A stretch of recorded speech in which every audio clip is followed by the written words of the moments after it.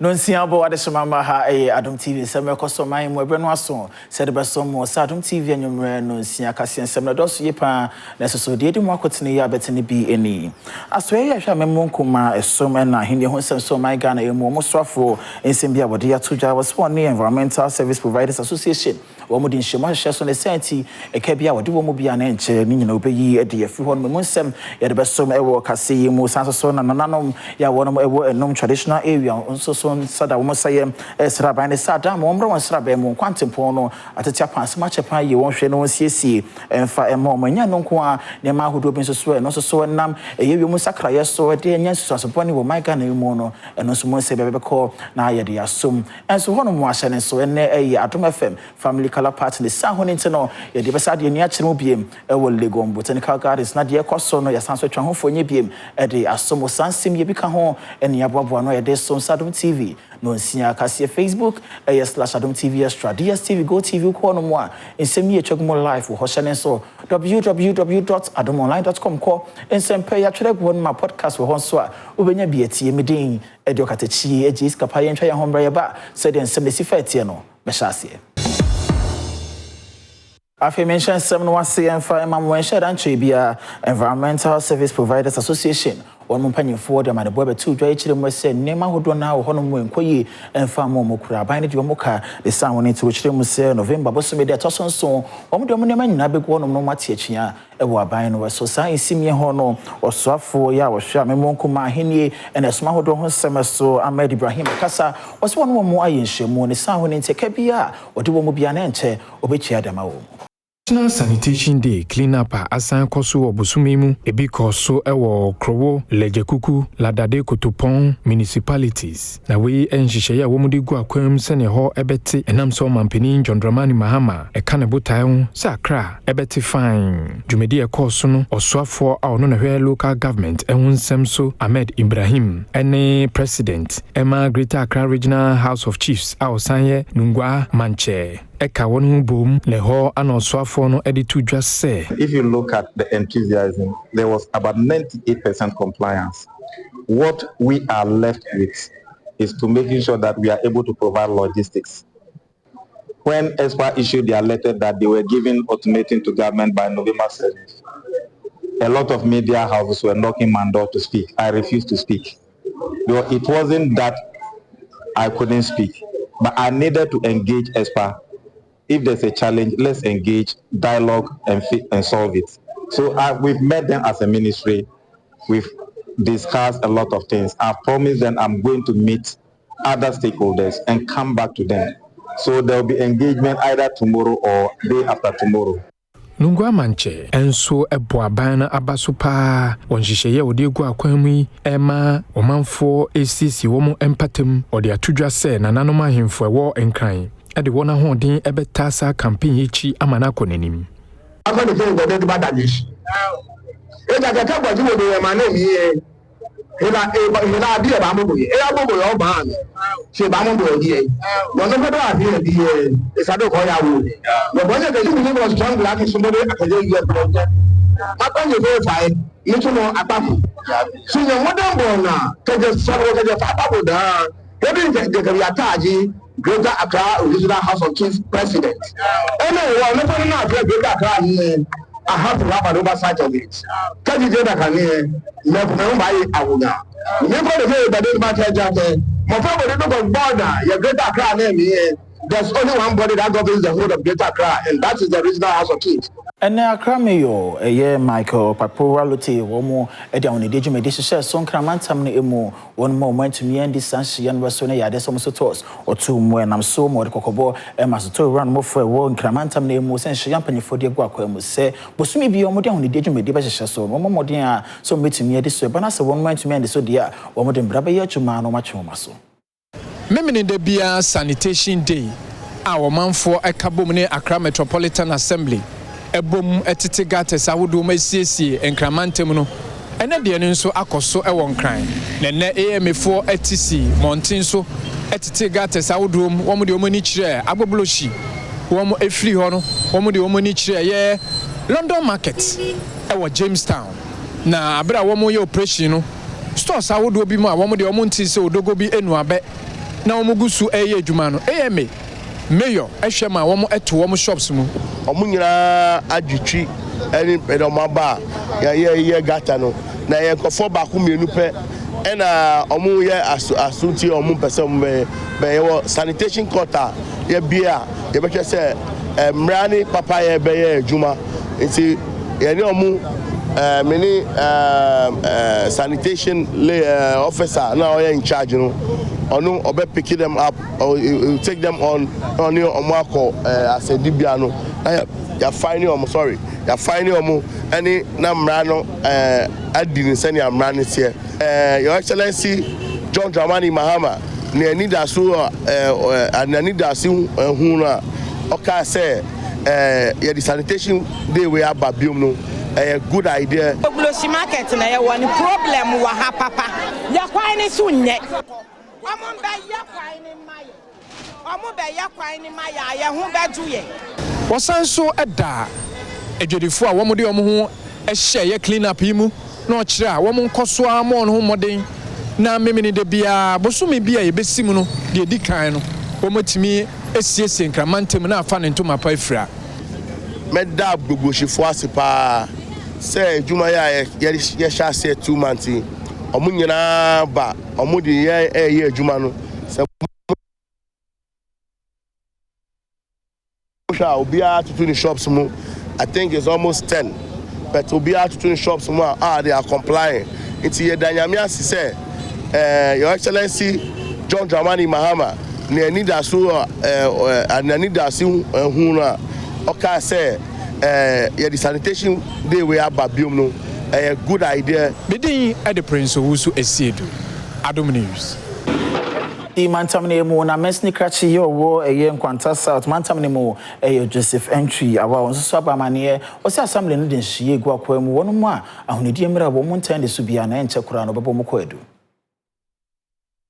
Municipal Chief Executive for One Quanta South, Joseph Entry Awa, Edia to Omanfo One Patemo, Enim se Womo Envese, Wombebo de Ru Edia Fa Asumdium, Neno, and a Yadia, Edim Puntu Ebebasa and Patemo, Abra Womo ye clean up, Mimini de Bia, a Dikan Wabusumimunu, a national sanitation be, what in some say ne tuja.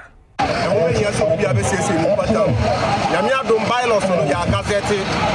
Biano, Ebepie, the Brand Beshe, a officers, and Sa, Obiaba from Brabiano, on a Abai and that Yakasa so sports, I say, and one of my mom for a guy, I waste a guru, ya make sure you clear when you are, like you're cleaning in us, the buying for say by my officers, I had daily, I am monitoring or Obiaba, I was to Biano, and Bra and in the baby. Mrashe Bejenia war in Quanta South, Geoffrey, Kini, and so a bo manfu ya baso pa. And Teresa, say who store, who kiosk, who garage here, who paki, agro ama and say a good sanitation here. Yababe says, or Debbie, yeah, no, as you may then Kayano, I say, I brother say, stakeholders in the sun, say we are stocking power, say we are fit and new, say we are shop owner, say we are garage owner, so we don't scrap and pole, and this idea is a way at you, so we are doing winning. Catholic priest a war in Quanta, Reverend Father Prosper, Enibo, and so in some say tuja. I say, if you are chosen, Monoyaka, say, Embrana, Chris Wodama, and what one dimbrano so much. Now, a yada, yes, we can say, one young pine and four young people, and him, I am brasing in I am way. I idea, Jimmy and David, I tell Busum, and says, put him on. I am rapa. And the mean wounded tear, or good enough, say, maybe the me and this in me between me. We are sad dear, not a buying Sakawa. And I think it's about the mound or the mound, and I mean, didn't say about I have. And I know Martin and Kunya, a known traditional area, Puyaman Tamimo, one Sada, one say more than Cremanagana, buying a Sadama, Wombra woman is buying a more quantum what is upon some a year will Quem put a more potholes and Yasam K21 Wombra, one CC, and from home said a vehicle never did, a bit to me, I can be sure.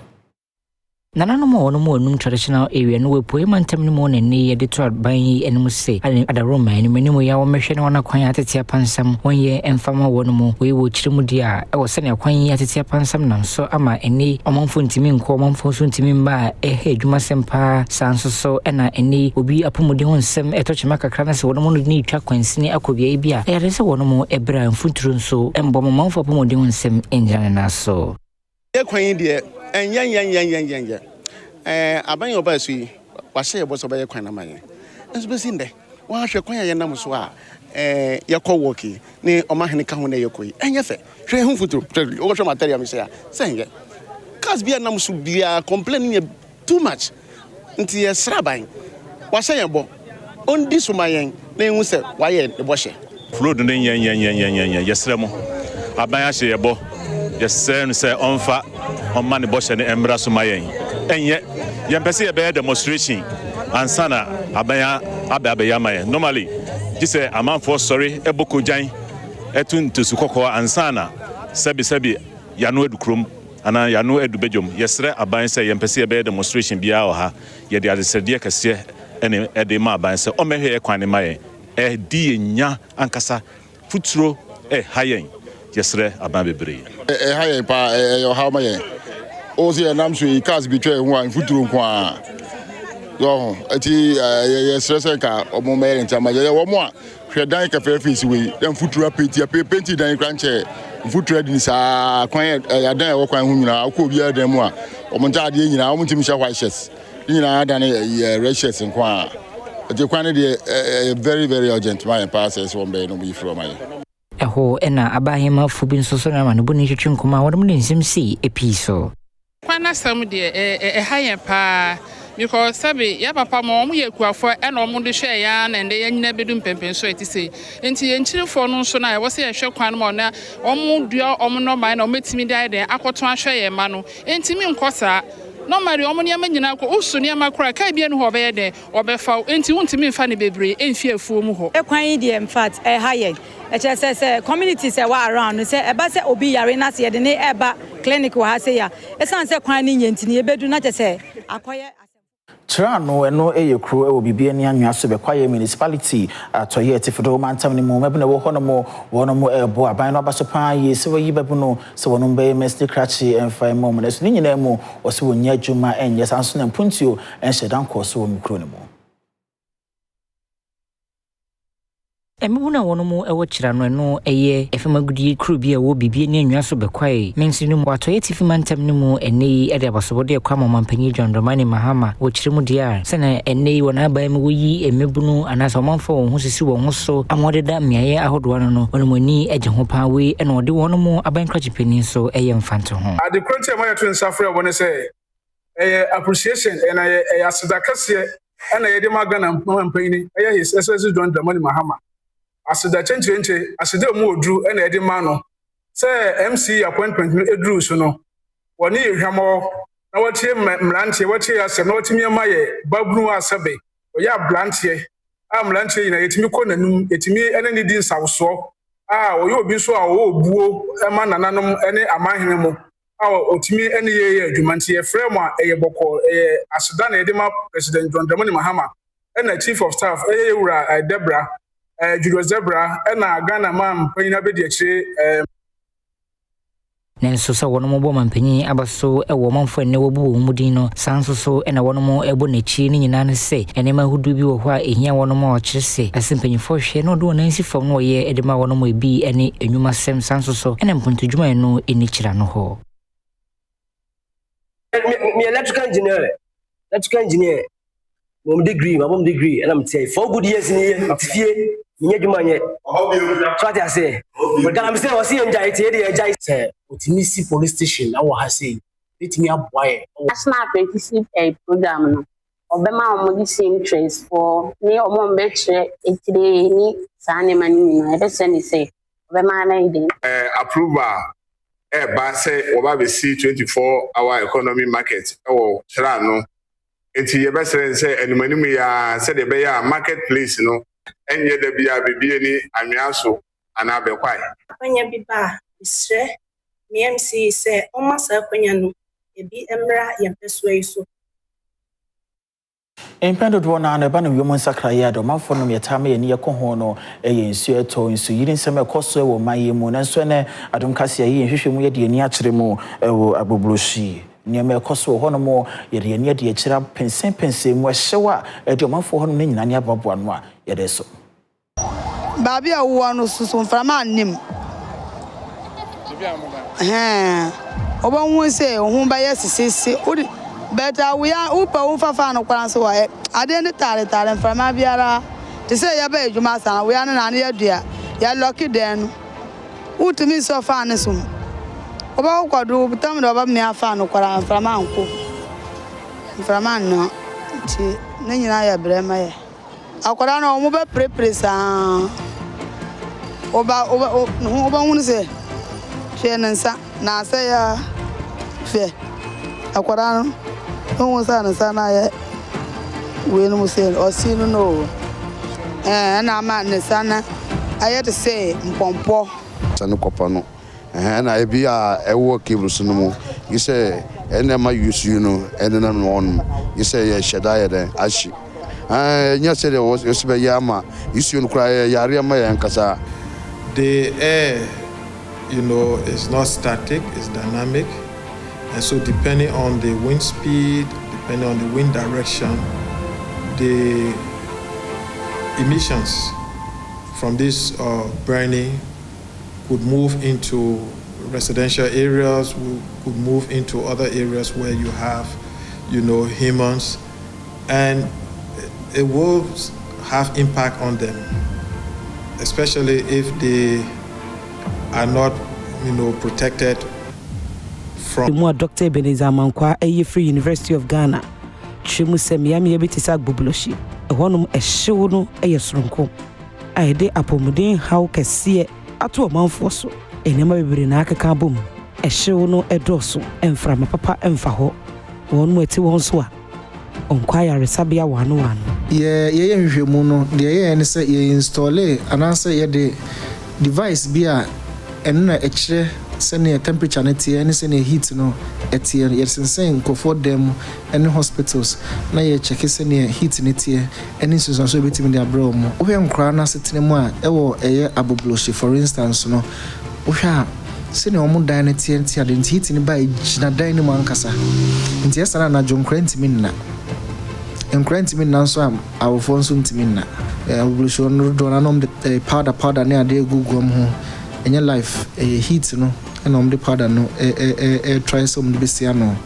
and I'm crying being so on my bone mamu respiratory disease and answer a home yare intiano so say heat in the basa no so it me trigger it me massa a home yare and so bam more and a pem for ne a man so no so peculiar problems I almost face because already know when you ma home do na home around near the into heat in the body if be his stress a cost pa man so or more affair flu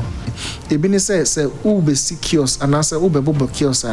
try say windows no e be face each other and answer be chere enimu be hwe enimu.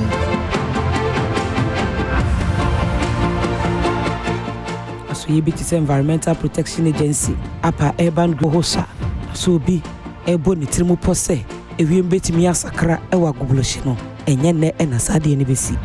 The EPA, yes, Ragana for one say, Obiando Dundia. Usu fear, the India Bakwana Munubi, Ewo fear no. Omaka, Unsika, any impo, Abrabo. Samani boy. Any CDKN, any University of Ghana, C3SS, and Akabumwa, Claire R41 Opportunities Fund, Edisika Asoyasane.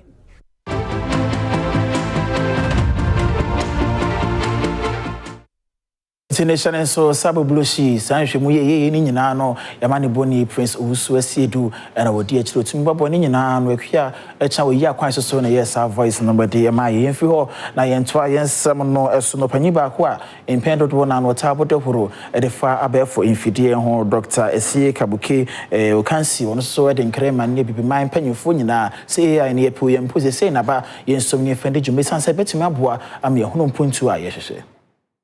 Onipa wo book na wasan so abene ewo technology ehunsemu Dr. Kabuki Okansi kasa ewo International Conference ewo Information Systems and Emerging Technologies de etoso enan odi to dwa se emredu se ebibiman ebehwe oboade enyapade a womo ewo enwuma ene amamre hunsem ene niema hodo amode begu akwan ma ebeboa amanako enim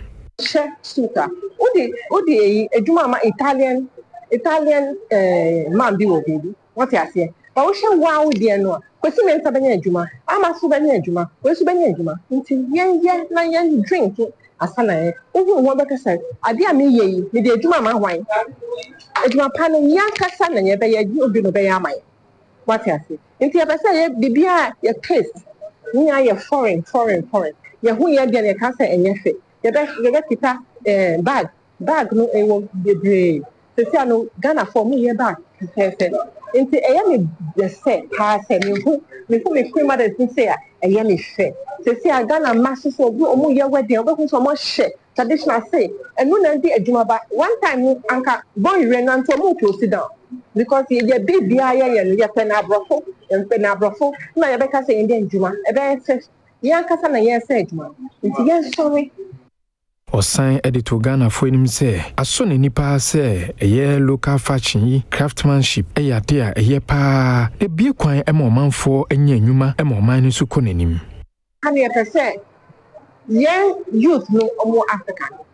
omo sorry ankasa because ya ni ye a ye be catch pa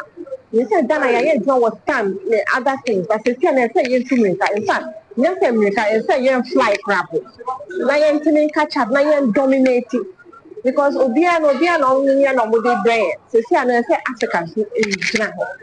It's a decade of African kingdom, African intelligence. Faustina Adofo no founder and CEO Emma First Choice Hair and Beauty. And we say what the beauty praise concert about Jumedina Botayin and Sebonua, Evan Nipa Hunsi and Hofenia Hofea, one more my more Bob Munano Sedebeya, a young Hofedmo more ye or my Ghana emono, and it's a bit me calling none into my pa afefra. Sebe no manfo benya dwen sachira ede afa omanfo a eni eba no se beauty industry na wono mudi dwuma wo munam so ama CEO ne kofa bai edema First Choice Hair and Beauty Faustina Adofo Ajaga ne beauty praise concert wono mo asa pa hontoma obububu so meni reto so edunu ba ko wono mo de hihye so ewo ICGC Christ Temple no ewo teshi na we ena odwumedi a wono hihye so wo pawo afidwumedi hontoma dom kase kopiase ene penyimpa ye twetwe nkoma wacheche ne musi eliatre enye onipa baako dia. We don't believe in those things. We believe in collective efforts. We strong kokra. We meaning krofo bebre kasa. But me no more kasa. Ni omo kanu say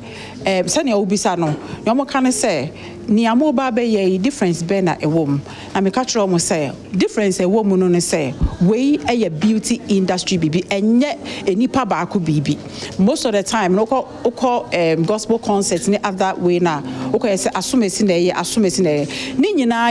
ni nyina ye Enrichino covered by the Marlene Services Limited, Dr. Ellen Hagan, on also because we made in say, I didn't see a call at the moment for. You see, some of us, it's a Sunday. You're quite sorry to see other. Here we are now, the rest of the week, yeah. It is not like that. We are body, soul, and spirit. If you've seen a dead person before, you know that as we stand here, the fact that you don't see my spirit doesn't mean I don't have one. But the spirit eats something different. Doesn't eat banku and okro. It feeds on the word of God. It feeds on worship. It feeds on praise. So we thank you for giving us this opportunity once again. Ghana mampanyin na bedi chire Professor na Jeno Poku Agyeman nsem bi odi atodwa o se o man Ghana sikasem no se na ye ade a ehunu sakraye pa ye na mpuntu ntu behwa se de esi fair court to ama hodo sika odin bi apemo ni nyina no enhye pa mo de akwa ma good board won mu edi enmunti. Vice President Professor Jeno Poku Agyeman ekasa ewo dwumede bi ase ewon kran Butaya wamujina suni se currency stability, a research for sustainable economic growth. A hono di tu just say, o share a band jumeku cocoa board, any good border. Who say, a jumeku e bon modern pa e boa o mai, or the atumebu name say, woman some more modern pa e wo ye SMEs, they are dear bebo mana konim. We must do a few things. First, we must add value to what we produce. The cedi will never be as strong as it should be if we continue to export, for example, cocoa beans instead of chocolate,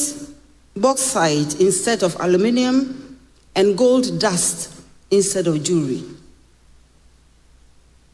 And we are happy that the Cocoa Board and the Gold Board are leading reforms to fix this.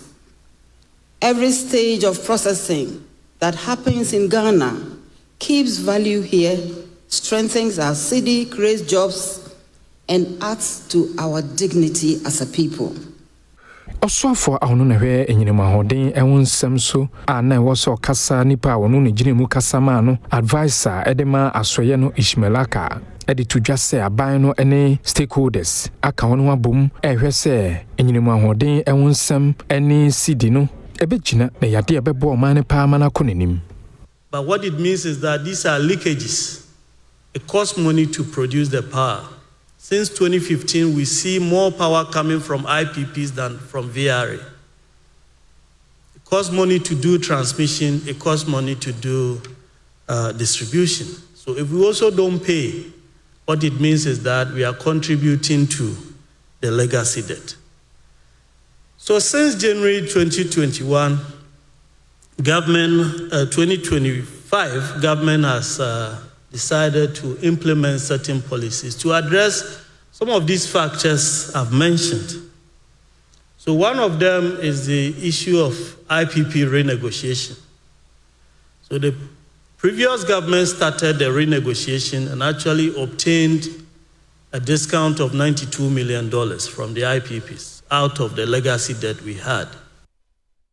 Edikasi ne kwapo ye mantam ne mu no manhene yo wenum traditional area mantam ne mu akusi akon brempon komisa saraku ya otoso enwotwe me no kasa sike modu 10 million Ghana cedis wati atho ma desuansem ode so asne. Omahene owo num traditional area no ewo epoemantam no mu akosia kobrempon kumi sasraku otoso enwotwe eni wono ate 10 million education fund bia wode ba behwese adusia ho nsem obetumi di abo mpotemu ho a we wonu so ye no se betimi aboa emambo friend wono mo ma ware ntem so eto etwa e wono mo mpotemu ho no mo chamini nyina ne se edano bi easy resource e ba ne nso ani yetu ye ni hwe bia enumufo ne ye fa ye credit nyina free a na ye se ye ne ye ni school ntamu de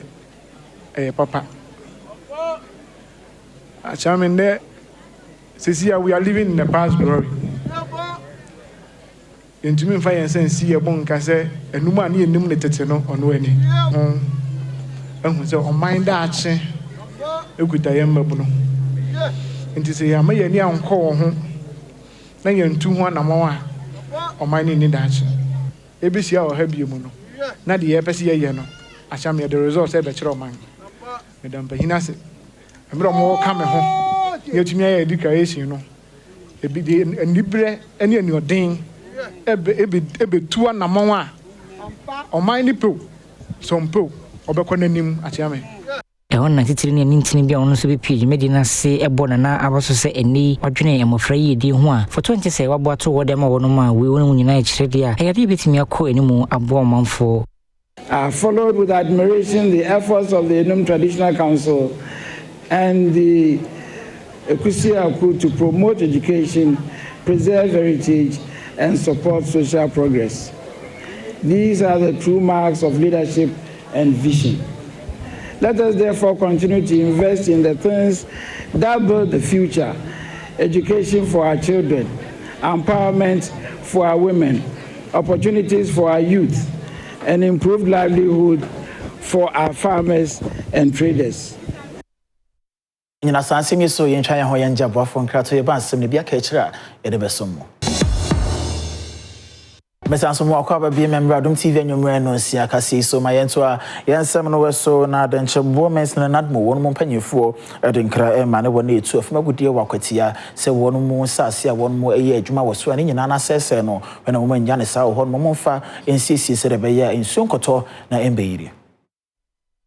Nan mo fatina ye no de nchembo mensinu mu eni editu omanfotu efamagudie ewo akotia ne mpotemu nyina se adaroma wono mo nsase awodo wotu efamagudie wi a wasese no wonhwase obetimi na sa ko ne tibia deda ewo mu sane ebe ya enkonkona mase no na di ensuyiri ene ebro manfo ya me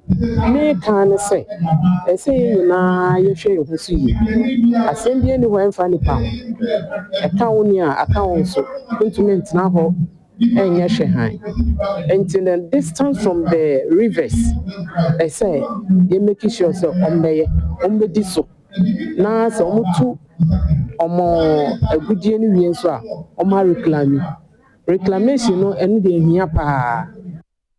aban krajipene odi nchembo mensinu mu uma Ahmed Tutu enso ekyerese fumagudi to emfa kwampaso manfodo wo hwahyem ewo on mpotemo yade anei eha adwene pa we wo kyeremu dia o hwe the nchembo mensina ye wo nsu a etene free the upstream free asamekesi area obegani through akutia ha ndo hwe nsu na sabi nsu no asay with the issue of illegal mining but oba your mansim handa ha is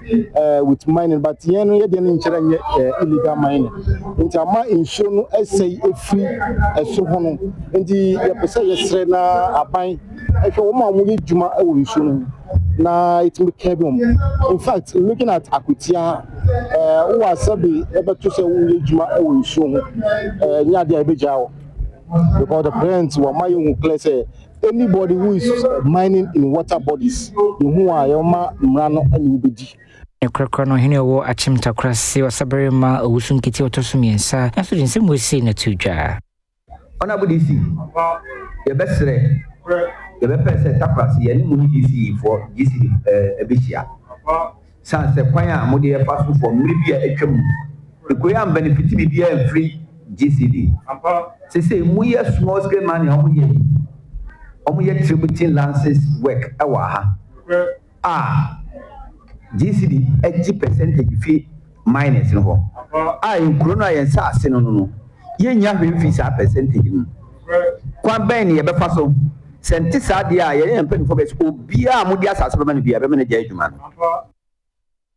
Rasha Bidwani ya wujine mu ya mabona ewo tano northern peswa half mantam na emu Dr. Gideon Brako ono so nsem odi atojo se Ghana aban no momodin a entawantawa mentimi hwase bi ekoso ewo zoom live adwuma ekwo na aban ntem no siesie se beye na honedi adwuma no betumi akoso wano ewo maimo Rasha Bidwani ojina momomfe wotano north abaton peswa no so no wo half mantam no mu Dr. Gideon Brako eni edito aban yi enemu se wonhwa na mentimi osibia ewo wono ena fe zoom lion for entemno ontumi nso no se na ebe betimi aboma honedi onsem ewo wono mo ho ejana na so say na wotwi a etwamu Rasha Badafo bi asase ka ho asem Rasha Badafie no kwasem ne se hadwo sabe and pass mu ba bia sa o man bi betima tenase na ya kasa bosome nkron bosome edu edumako bia ni wa o wa ban krata na sa ban contract se wosesa bola e ma ho ni die koso o man bia no obehwa ma sa de na koso a kira se ya ne ankasa aso man no sabe ya insada get serious e fa ho ni die other than that and sananka ban be kase amazum lion from adwuma to ho nanka wanya adwuma ko fofora ono so be yesade ohene wotano so obremponche bafo akomea enso ehyebose se ne aban yi enne honde onsem wafa to na koma so no onom so krumafo bebo ahwese honde onsem ebetumi egina brane wo wonom mpotem ho a ene benam so manyarewa ene ne mahodo bi a etimi na mafin so eba no wonom esini nyina ano dia honde de me kind of kwe nyame ani muni ahoni diri de tano so e wo fom kakra ni a be hiam sisia madika ne kwe committee waka em say afie mu no obi adware a anaso mo yesu bi sufi bi a wo fi obi ano omo de eba abonte keke anti so nam krono mu in fact pampa na ewo mu no enye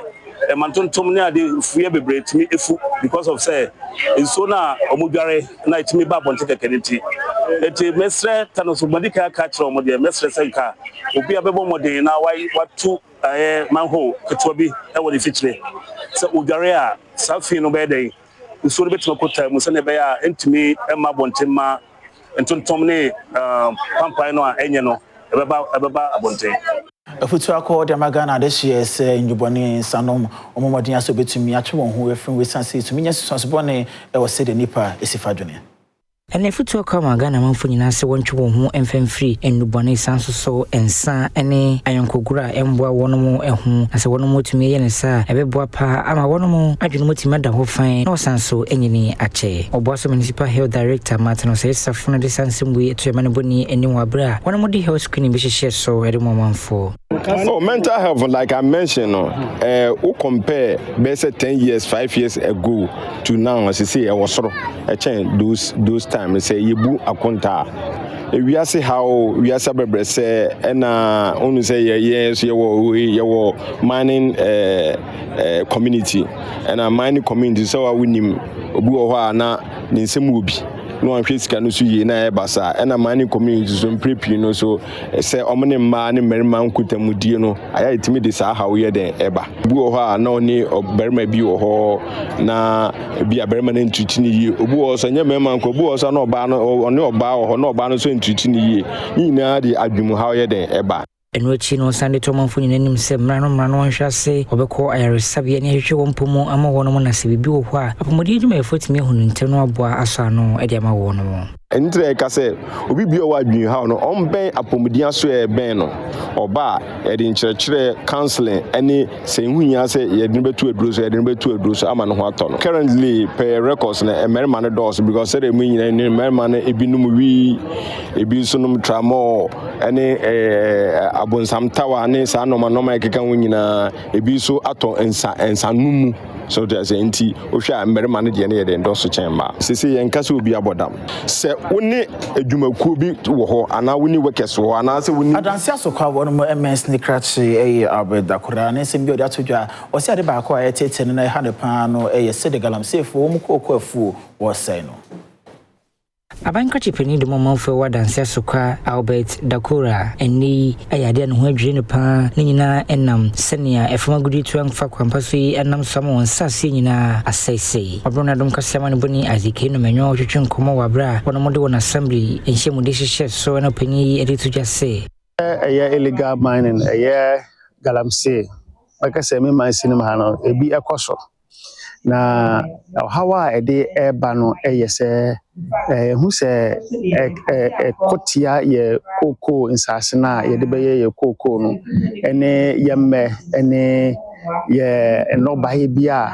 ye kan se eno no ye ade a ye ya ede yedie ede ebre ye manfo enti galamsey ne de meka se ekotia ye farmlands no then so ye tu anamo a yesi ano kwan se na be ya ye nsase na ye de be ye mfo no de ye betimi abo ho ban a entumi enkosai no enwechi no Sunday to ekefo won moments nyina enu se the mom no se amo mo hwe sika mo banya no ende emprempren ne mo hwe dachi se okoko wo ho na wo de ma galamsefo etu a obaji sika no ende wo de baya de wo de baya ende nanso ochina ene na de chinye ekono bogu se senga kokko no wo ho a eno no ya de wo ho a afibia no ubenya so a den ati e de aya de wo se wo den wo de nti besre omo se omunja isa de na omode omukoko mfu de no kokko mfu no de ma eye galamsey efo no na yama yeni nko kokko adwuma no ho na eno na ebeboa ye dachi amese nyina sanse so ye nton kratia wamra ye ba nsem ne biaka ye de besomo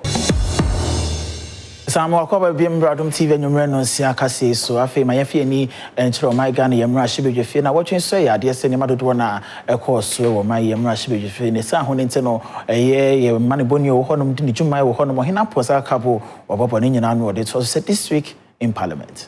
Abusia this week in Parliament so yeah the bro if you gana mrase bejefi na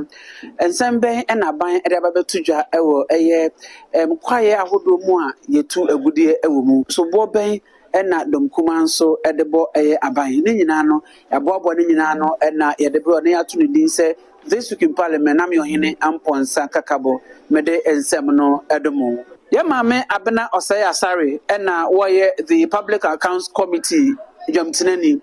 Ena mami ekase